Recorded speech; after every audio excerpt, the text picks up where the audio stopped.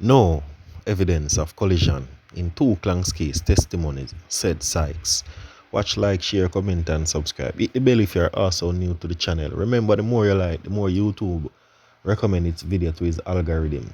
Yeah, man, so the more people we get to view the channel. So my viewers, just continue to like, share, comment, and subscribe. In assessing aspect of evidence of two former gangster, Chief Justice Brian Sykes has indicated that there appears to be no evidence of collision between the testimonies of the men. Sykes made the observation on Thursday during week 2 of his summation of keenly watched Wandan faction of the Klangsman gang trial in the Home Circuit Court in downtown Kingston. Some key defendants, including alleged gang leader Andre Blackman Bryan, suspected top-tier member and St. Thomas pastor Stephanie Muma Christie, convict Jason Citypus Brown, and ex-soldier Jermaine Robinson are among the 27 defendants who remain on trial. The accused are being tried for several offenses including multiple deaths and arsons.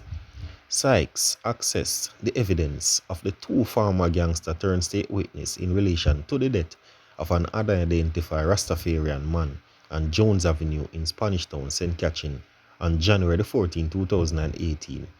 He said there appeared to be similar in accounts given by the former gangster, a man who said he was the gang's banker and another who identified himself as a farmer Dan, while pointing out the accomplice cannot corroborate evidence in law. Sykes said it was not surprising that there were similarities in the testimony present at the trial by them. The judge made note of the accounts of both men in which they said Brian had ordered defendant Michael Whiteley and Brian Morris to kill a Rastaman. Brian Morris Whiteley are charged with the death, but later two allegedly carried out the shooting according to evidence given by the two witnesses. Further testimony from the gangs then banker was that Brian instructed him to drive Morris and Whiteley to the location. The other witness in a farmer style, Dan, had testified that defendant Jazelle Blake and Ted Prince also played roles in proper execution of crime. He said Blake was ordered to ensure that the target was at the location on Jones Avenue, while Prince was to ensure that the guns to be used in the death were secured.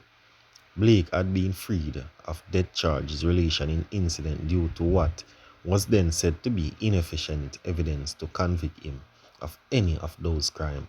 However, Sykes reiterated that though both Blake and Prince are not currently charged in relation to the Rastafarian death, the testimony present that linked them to the scene could still be used to determine whether they are members of the Wandan faction of the Klangsman gang.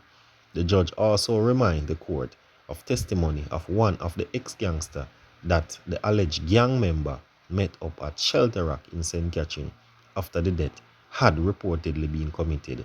The other main witness had given similar testimony relative to the meeting spot. The judge said the absence of the collision in testimony suggests that both men appear to have given independent accounts of incident, noting that both witnesses had given their police statement a year apart. Sykes said it appeared in information continued in them was not shared. The judge, however, said the court must take into account occasion. He said one witness, a self-styled Dan, testified that Jazelle Blake was instructed to locate the target, reports back to Brian, but the other main witness made no mention of that defendant. Sykes said these differences must be noted when arrive at a verdict in the case. The accused are being tried under the Criminal Justice Suppression Act, better known as the Anti-Gang Trial.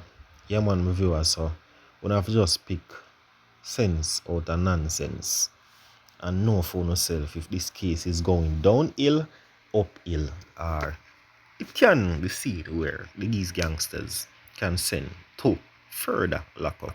Motorcyclist rush to hospital after bike landed in ditch. A motorcycle has his pillant rider was rushed. Oh, so the motorcycle and the pillant was rushed to the hospital. So which one of them got the mechanic? Following a crash in St. James, reports are that the men were traveling on Hampton Main Road when the rider lost control of the motorcycle and ran off the road. The men were captured on video by a group of onlookers who saw that was happening and gathered at the location. Social media users who watched the video have, however, expressed disappointment over how the onlookers dealt with the issue after they saw several people standing around recording before anyone came to the rider's assistance. Yeah, man, my viewers, that is the day and age we are in right now. Before the man them go for rescue somebody, them rather video the story if you come back and put on social media if you get some likes and some comments. That's not how it's supposed to go, my viewers. Help come first, then video come second. West Kingston cops intensify search for a 19 men on wanted list. The Kingston Western Police have listed several individuals as persons of interest. These individuals are to report to Denham Town Criminal Investigation Branch (CIB) by 5 p.m. on Thursday, or should I say it's rollover to 5 p.m. on Friday. The men have been identified by their alias. Some of viewers, do remember to like, share, comment, and subscribe. I'll give you that later. We're giving a different list of the wanted men in another upload. Bless up.